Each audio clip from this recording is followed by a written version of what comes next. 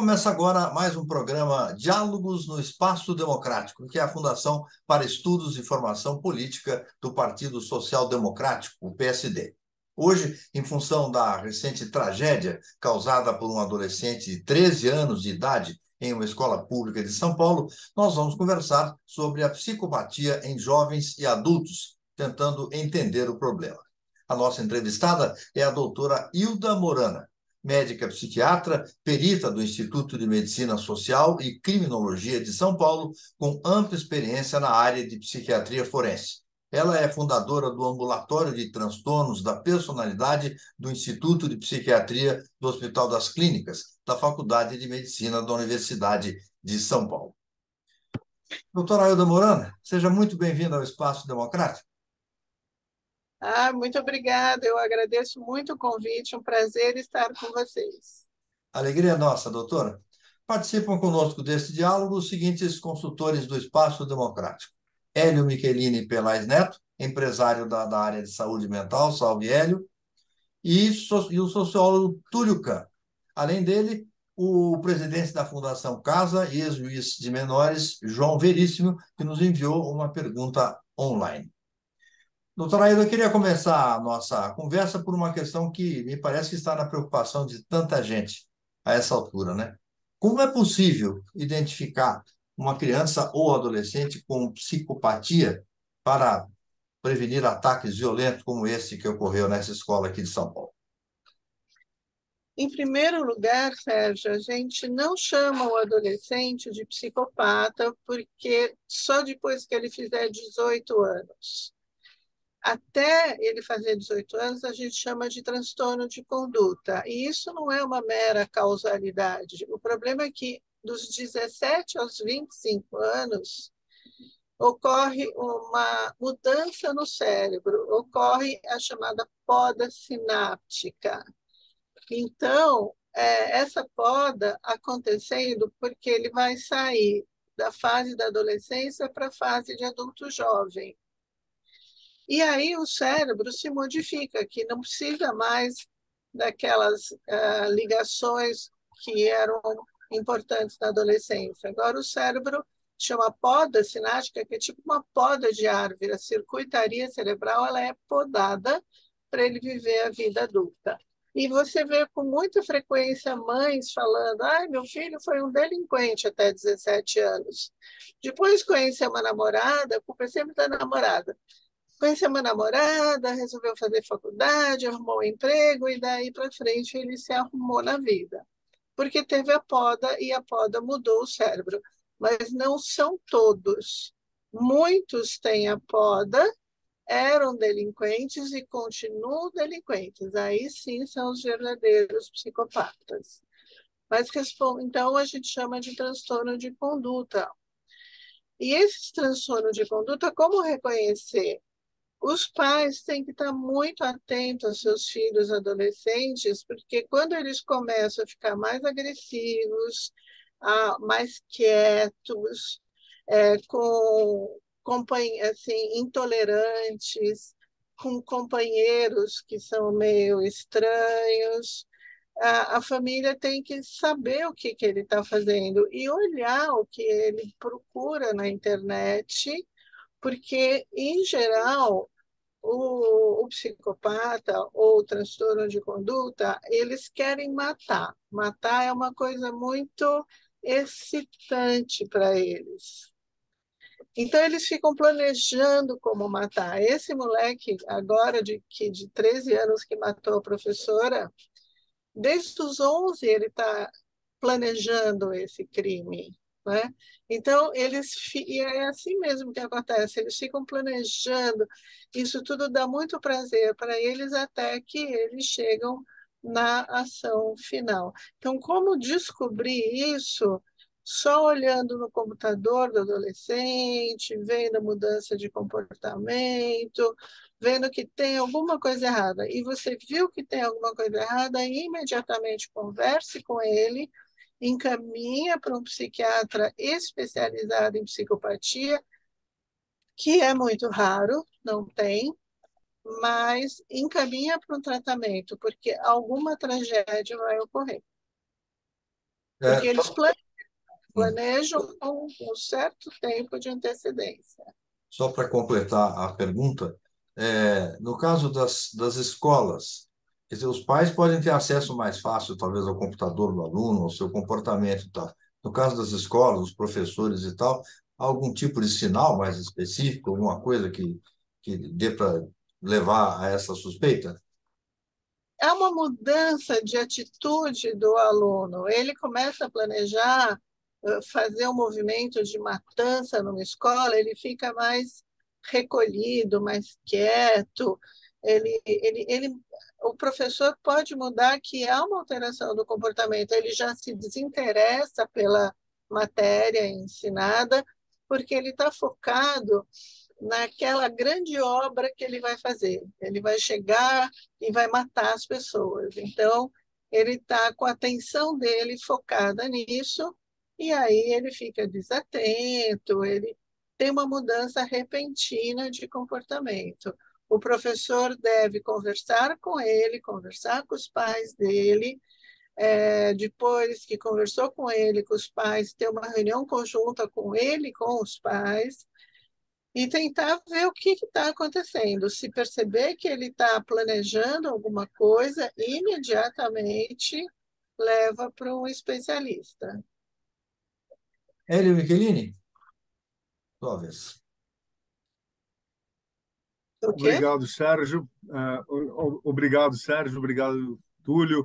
Doutora, prazer enorme estar com a senhora. As circunstâncias são trágicas, mas é sempre um prazer conversar com a senhora e aprender com a experiência, a vasta experiência que a senhora tem em criminologia e na elucidação das vertentes psiquiátricas em certas incidências criminais. Então, o que eu queria começar, na linha do que a senhora comentou, eu queria perguntar, é possível, então, fazer uma separação entre agentes criminosos que praticam crimes contra a vida e descartando os crimes contra o patrimônio, contra a honra, contra o erário, mas basicamente, mais especificamente nos crimes contra a vida, é possível separar os criminosos comuns de agentes que padecem um transtorno mental?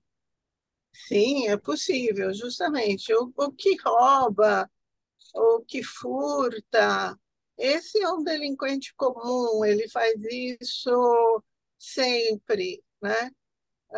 Agora, aquele que vai praticar um crime contra a vida, ele é uma pessoa diferente, né? Ele é muito mais agressivo, ele é muito mais frio, isso desde a infância. E ele gosta de coisas perigosas, né? Então, de criancinha, ele gosta de subir no teto da casa, pular da janela. Ele é muito excitável, né? Isso desde criança.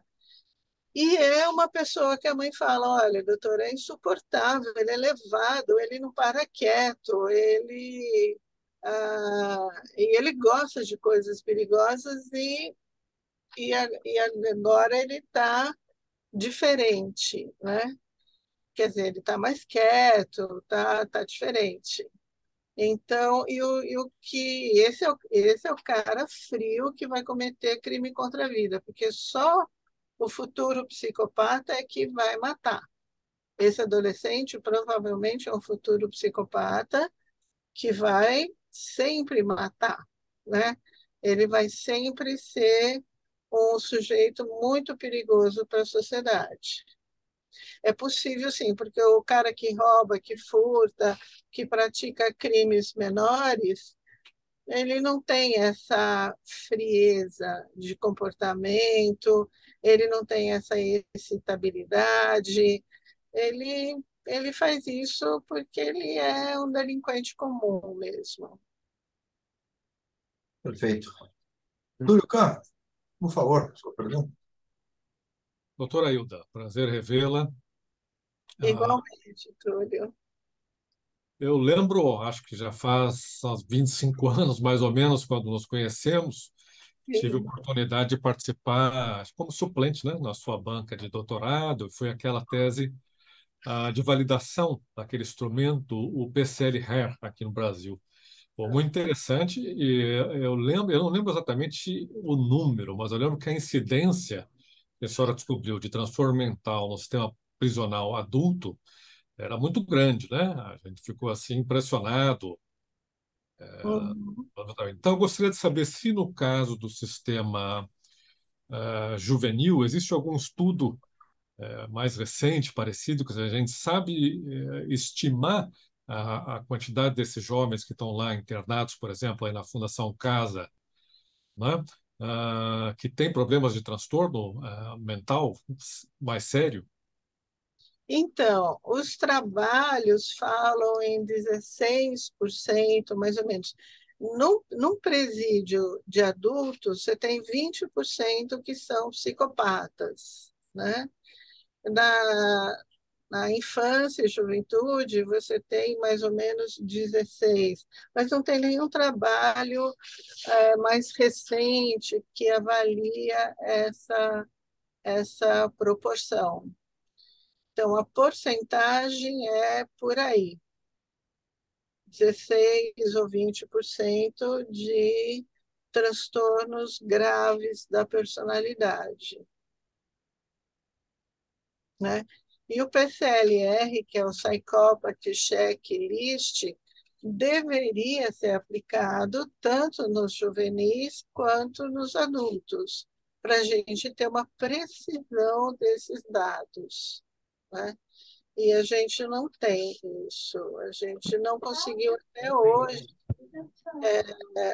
uma aplicação regular desses dados, embora eu já tenha dado curso para as psicólogas do sistema penitenciário. O PCLR ainda é muito aplicado, mas não de uma forma sistemática. Quer dizer, a gente sabe desses números porque algum acadêmico fez uma pesquisa ad hoc, quer dizer, não é uma política pública sistemática o acompanhamento desses casos no sistema, nem juvenil nem adulto. Nem juvenil, nem adulto. Se estima que é uma estimação só, não tem como você é um sociólogo, um super estatístico da criminalidade, trabalha, não tem nenhum trabalho assim, à sua altura para poder fechar a questão. Mas se estima realmente que 20% dos adultos e 16% das crianças, dos juvenis, né? Isso é muito elevado comparado com outros locais ou é mais ou menos Assim, é mundial, compatível? então é um dado universal, né? É um dado universal. Então, assim, se estima que em cadeias de adulto, 20% sejam psicopatas. Em cadeias de menores, que 16%. Mas, é, nos outros países, você tem cadeia de psicopata, o que é muito importante, né? Tanto para os menores quanto para os adultos. Porque o psicopata, mesmo esse moleque agora na FEBEM, ele vai destruir a FEBEM, porque ele manipula demais, que é próprio da psicopatia ou do transtorno grave de conduta, ele manipula as pessoas, ele não trabalha, ele não estuda, ele não tem uma vida coerente, ele atrapalha o desenvolvimento dos outros. E isso o mundo civilizado sabe, por isso construíram cadeias para psicopatas, né? E porque um psicopata numa cadeia com um delinquente comum, com um cara que roubou, que furtou, que assaltou, esse cara, ele não é um psicopata. Ele tem um transtorno da personalidade, mas ele não é um psicopata. O psicopata mata. E ele é muito hostil, então ele vira para o que é um delinquente comum, que assaltou, roubou, fala: olha aqui, você vai lá e mata aquele cara, porque senão eu te mato. O que você faz? Você vai lá e mata o cara. Só que daí a tua cadeia, que ia ser de 2 anos, vai para 20. E aí o Brasil é o terceiro país que mais presos tem no mundo. Por quê? Porque tem psicopata misturado com delinquente comum. Entendeu? Isso ocorre também na Fundação Casa. Também não tem uma separação para psicopata. A gente tem até uma unidade que foi feito para isso. Foi o Champinha, foram alguns delinquentes, alguns transtornos graves, foi aquele que matou a Liana Friedenbach, enfim, foram alguns. Existe até hoje essa unidade em São Paulo, mas assim, com pouquíssimos sujeitos. Mas é a nossa experiência em cadeia de psicopata. São juvenis, hoje eles têm 20, 25 anos, e eles estão lá com mandato judicial custodiados pelo Estado, mas a nossa experiência com cadeia de psicopata foi essa unidade, né?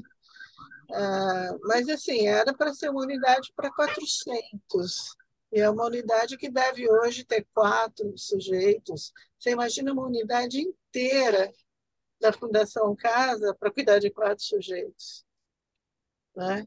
Então, não sei o que acontece. Por falar em Fundação Casa, doutora Hilda, nós podíamos agora ouvir a pergunta do presidente da Fundação Casa, o doutor João Veríssimo. Vamos ouvir. Boa tarde, doutora Ailda. Meu nome é João Veríssimo Fernandes, eu sou presidente da Fundação Casa. A Fundação Casa é responsável pela custódia dos adolescentes cumprindo medida socioeducativa. A minha pergunta é: um adolescente com transtorno de personalidade, ele tem consciência de que ele está ali cumprindo esta medida socioeducativa que lhe foi imposta pelo Estado? Eles têm consciência que eles estão ali pelo que eles fizeram? E a minha resposta é: eles têm plena consciência. Eles sabem o que fazem, mas eles são incapazes de deixar de fazer porque a personalidade deles tem um problema muito sério, que é um problema de caráter.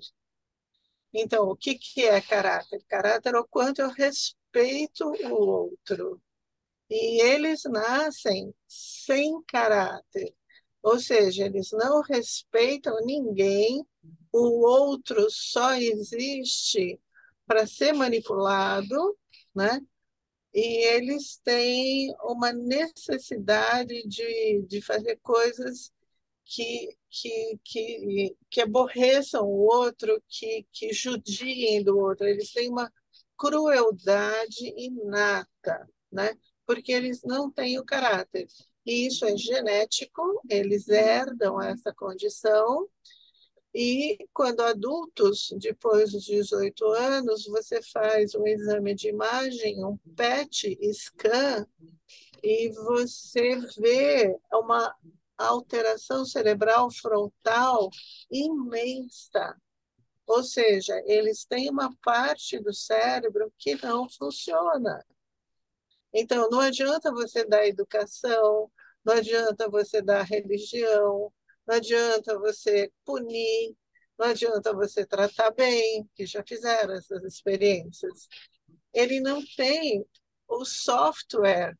É a mesma coisa que você querer fazer uma planilha do Excel e o teu computador não tem Excel, ele não vai fazer. Então, não adianta você... Ele tem um defeito, ele tem uma área cerebral que não funciona, que é a área do caráter. Então, o que você tem que fazer? Você tem que colocá-lo numa unidade com seus pares, uma unidade de psicopata. Porque, junto com os outros criminosos que não são psicopatas, são delinquentes, mas não são psicopatas, eles fazem com que aqueles 80% não se recuperem. 80% deixa de se recuperar porque tem 20% de psicopata mandando na vida deles. E não tem como não obedecer, porque senão você morre, né? E os países, sabendo disso, fizeram cadeias de psicopata, ou seja, os 80% voltam para a sociedade. E o Túlio Kahn fez uma pesquisa, ele viu que o delinquente comum, ele, não sei se o Túlio lembra, ele reincide até 3 vezes em roubo, em assalto, em furto. E depois disso, ele monta uma mecânica, um salão de beleza, e ele, entre aspas, se ressocializa, porque ele não quer mais ir para a cadeia é muito ruim. Então, eles vão saindo rapidamente nos países decentes que têm cadeia de psicopata, eles vão saindo da cadeia e você precisa de muito menos cadeia do que no Brasil, porque é todo mundo junto e o delinquente comum não sai da cadeia porque o psicopata está lá mandando nele. E uma coisa que seria eficiente seria a gente ter um ambulatório de psicopata, como eu tive no HC durante 10 anos. Então, vinha o pessoal da FEBEM, na época era FEBEM, vinha os pais, a psicopata tem pai e mãe. Fala, doutora, meu filho é impossível, meu filho judia das outras crianças, judia da gente, judia de todo mundo. E aí a gente trata esses moleques, mas tem que ter um local para onde eles são dirigidos. E teve no HC durante 10 anos, até que por um problema de colegas meus lá do HC, enfim, aquelas coisas que acontecem em universidade, o ambulatório fechou. Mas o governo devia fundar um ambulatório só para transtorno de conduta e psicopatia. A mãe percebeu, a professora percebeu que o moleque está diferente, manda para esse ambulatório. Nesse ambulatório, as pessoas, os psiquiatras, os psicólogos, vão ser especializados em psicopatia, vão tratar, porque lá no HC eu fiquei 6 anos, seis anos fazendo uma pesquisa para achar uma medicação que atenuasse esse comportamento. E achei essa medicação, ela faz com que essa excitabilidade do sujeito, que faz com que ele fique planejando matar, diminui, porque uma medicação que inibe a excitabilidade do cérebro. Então, eles ficam sem essa excitação de querer fazer alguma coisa. Não resolve, mas ajuda muito. Os pais falam, nossa, doutora, está muito mais fácil lidar com meu filho agora. Então, a solução para que esse número que vem aumentando, né, brutalmente de moleques que entram na escola e matam pessoas, isso ocorre por uma imitação. O adolescente adora imitar, adora ser admirado por alguma coisa que ele faça. Enfim, esse comportamento com ambulatório de psicopatia iria diminuir, porque a gente iria medicar esse sujeito antes de acontecer isso. Mas o governo não, não tem essa ideia. Na verdade, eu ia justamente nessa leitura, né? Que, pelo que eu entendi, quer dizer, a grande questão está atrelada à motivação do crime, né? Porque o direito ele trata também o ato criminoso uma variável aí de uma combinação de circunstâncias objetivas e subjetivas. Você tem aspectos que vão agravar ou atenuar um determinado ato, até chegar à exclusão de ilicitude, né, legítima defesa. Então, de repente, até quem mata em legítima defesa não seria necessariamente um psicopata. Né? Agora, claro, então aí que eu pergunto, se as variáveis sociais, econômicas e culturais se elas realmente impactam no ato delituoso daquele sujeito que é doente mental. Porque se elas não impactam tanto, doutora, em que medida eu posso falar em responsabilidade? A mídia faz isso, né? A culpa é do pai, que era um agressor, a culpa é da mãe, que é negligente.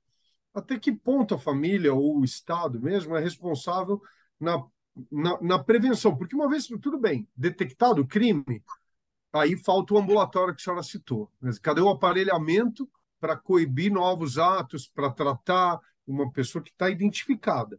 Mas e na prevenção? É possível falar em responsabilização do Estado, em responsabilização da família, quando não se sabe o que pode acontecer? A gente tem que orientar os professores nessa mudança de comportamento dos sujeitos, né? O Estado tem a sua parcela de culpa, porque não monta um ambulatório, não faz nada, nada, absolutamente nada em relação a isso. E esses sujeitos, eles herdam dos pais. Então, normalmente, vai ter um pai drogado, vai ter um pai delinquente também, vai ter uma mãe prostituta, vai ter não sei o quê. Ou não, ou é o avô, ou é o bisavô, ou é o tio, né? Ou seja, ele herda essa questão. Então, não adianta você educá-lo, não. O que adianta é você observar o comportamento dele, porque ele está planejando, ele planeja durante 1, 2, 3 anos isso. E você tem que pegar na hora que ele está planejando. Por isso, você tem que ter atenção a ele, tanto o professor quanto os pais. Mas não que o pai e a mãe sejam culpados dele deixaram de dar atenção a ele. Isso nada, ele herda essa questão. Então, não tem realmente o que fazer. Mas é claro que uma família disfuncional, ele vai apresentar essas alterações mais facilmente. Uma família funcional, ele vai ter mais dificuldade em, por exemplo, nos países desenvolvidos, por exemplo, Inglaterra. Inglaterra você tem câmera em todo lugar, até no banheiro do shopping você tem câmera, né? Então, o sujeito sabe que se ele fizer, ele vai preso. Aqui no Brasil, ele não tem nada, ele faz a hora que ele quer. Tanto é verdade que nas nossas cadeias a gente tem um número, o Túlio Khan sabe disso, a gente tem um número de estrangeiros muito alto. Que os estrangeiros falam, oba, eu vou para o Brasil, porque lá eu estou livre, leve e solto para fazer o que eu quiser. Entendeu? Eles vêm muito para o Brasil. Nasce 1 a 3% de psicopata ou de transtorno grave da personalidade. Nasce no mundo inteiro. Mas, Mas no permita, Brasil, permita, permita uma dúvida que está me incomodando aqui na pergunta e na resposta do tema, que é o seguinte. Então, essa questão de são os jogos, são os videogames violentos e que induzem, que fazem os filmes, né? Nada disso. A pessoa é genético, a pessoa é psicopata e tem a tendência a praticar violência e fim de papo. É isso? tem vários trabalhos mostrando de videogames violentos, e tem até um livro falando videogame não gera psicopatia, não leva a crimes violentos. Então, o videogame não leva. É claro que o sujeito vai praticar o crime com a cultura dele. Se ele é um lavrador, ele vai matar com uma enxada. Se ele é um sujeito que vive de videogame, ele vai imitar o videogame. Por exemplo, lembra do caso do atirador do shopping? Ele imitou um videogame, o Duck Nukem, que é o nome do videogame. Ele faz exatamente o que o Duck Nukem fez. O Duck Nukem matava alienígenas, né? No cinema, no bonito, e ele vai fazer exatamente a mesma coisa. Mas a culpa não é do Duck Nukem, é que é a cultura dele, né? Ah, ah, o filme violento, o videogame violento não leva ninguém a matar ninguém, a ser um psicopata. O psicopata herda e tem um defeito cerebral, ou seja, ele nasce psicopata e morre psicopata. Não tem o que fazer. Tem essa medicação que atenua, mas atenua só, não resolve. Duas pesquisas que me chamaram a atenção recentemente, né? Queria que a senhora comentasse. Primeiro, é essa pesquisa chamada PENSE, é uma pesquisa do IBGE, feita com o Ministério da Saúde, e ela tem um módulo de saúde mental. É feita com estudantes de todo o Brasil, do 9º ano fundamental. E eu achei os números estarrecedores, né? 3% dos jovens, 3,5% que não tinha nenhum amigo, né? Quase 24% deles têm ideação suicida, quer dizer, já passaram pensamentos na cabeça de que a vida não vale a pena, né? E se não me engano, perto de 1/3 dizem que ninguém se preocupa com eles nunca. Quer dizer, as proporções são enormes, né? Então, o que é interessante é isso. O problema de saúde mental, é lógico que a gente está falando de traços leves, né? Não de psicopatia, de coisas mais sérias, mas é enorme. Então, às vezes, dá um medo um pouco, a mídia, ela criminaliza a doença mental, né? Então, você tem aí milhões de pessoas que são portadoras de as síndromes mais variadas, e uma minoria ínfima é que vai se converter num assassino, né? Então, isso tem a ver com a outra pesquisa, que no Brasil a gente só tem, acho que, 16 casos nos últimos anos, 35 mortos desses mass shooting, né, como eles chamam, mas nos Estados Unidos é mais de um por dia, eles têm centenas de autores, e já tem, então, uma base, eles fizeram lá um estudo, e o que eu achei interessante, a mídia, depois né, que acontece algum caso, vai lá e pergunta para a família ou para a escola, ele tinha alguma doença mental, né? E aí aparece lá na matéria, um tinha toque, o outro foi diagnosticado com esquizofrenia, o outro psicopata. Mas, enfim, as coisas mais díspares, né? Então, o que é interessante é isso, não tem uma doença mental específica por trás desses, né? Aparentemente.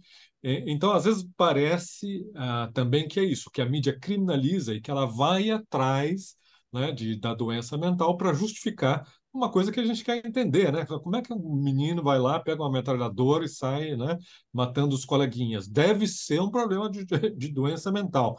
E às vezes, tudo bem, o cara tinha toque, mas não é isso que, né, vai fazer com que ele cometa um ato desse tipo, né?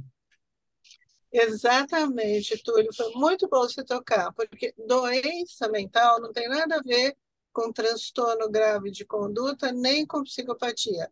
O doente mental, ele ouve vozes, ou ele tem um delírio, ou ele tem uma depressão, ou ele tem uma ansiedade, ou ele tem um toque, ou ele tem um transtorno afetivo bipolar, que dá sintomas específicos, não tem nada a ver. Então, o psicopata, ele não é doente mental.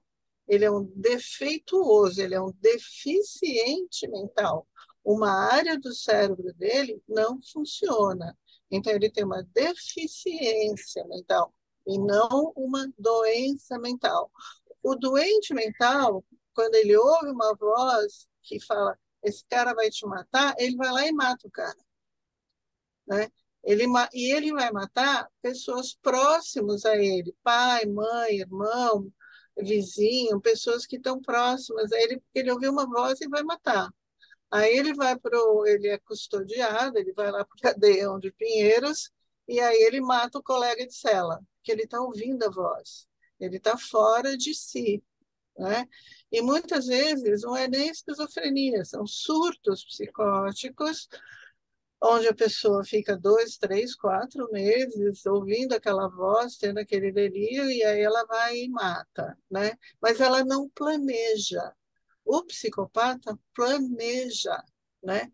Ele planeja com muito tempo de antecedência todos os passos que ele vai dar e como que ele vai, se for pego, como que ele vai se safar, né, da polícia. Então, o doente mental não tem planejamento. De fato, o IBGE mostra que tem muito mais tentativa de suicídio, de depressão, de ansiedade. De fato, depois da Covid, 2 anos presos em casa, todo mundo ficou mais doente, isso é fato. E também é fato que depois da Covid, os adolescentes não querem mais ir para a escola. É um absurdo isso, né? Não vão para a escola, eles são eles nem querem trabalhar, nem querem estudar. Eles ficam o dia inteiro em casa jogando no computador, enfim, sem fazer nada. Isso também é uma atitude que o Estado tem que se mobilizar, porque sem estudo, o que que o cara vai ser, né? A gente já perdeu praticamente 2 gerações, os nossos filhos e os nossos netos estão muito mal, né? De fato, tem muita doença mental, muita depressão, muita ansiedade, mas isso não tem nada a ver com psicopatia. E o doente mental, quando é doente, que delira, alucina, ele vai e mata rapidamente alguém da família, naquele momento, né?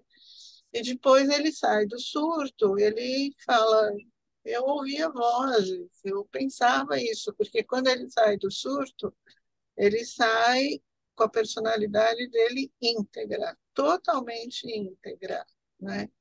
E ele lembra do que ele ouvia, do que ele falava e tal. Mas não tem nada a ver com psicopatia, essa história do IBGE. Tem a ver, sim, com recursos que o Estado tem que usar, porque as pessoas estão se matando mais, estão com mais depressão, com mais ansiedade. Realmente o mundo mudou depois da Covid, mas sem relação com psicopatia. A psicopatia continua 1 a 3%, né? E de uma forma herdada. A maioria dos meus pacientes são adotados, porque quem deixa uma criança para adotar, porque já vem de uma família disfuncional, né?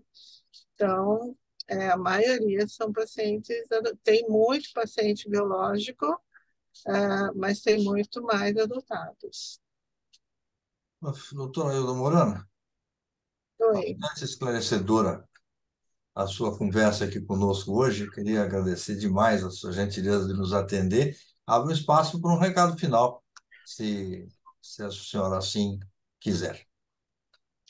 Eu gostaria de pedir que o governo, que a prefeitura abrisse um ambulatório para psicopata e para transtorno grave de conduta.